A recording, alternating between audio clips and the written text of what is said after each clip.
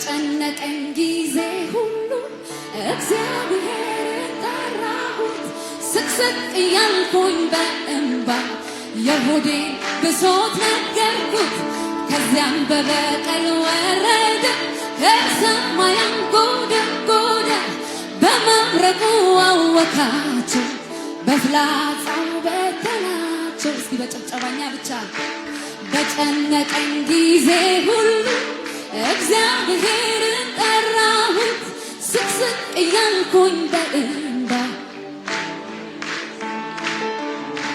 ከዛም በበቀል ወረደ ከሰማይ አንጎደጎደ።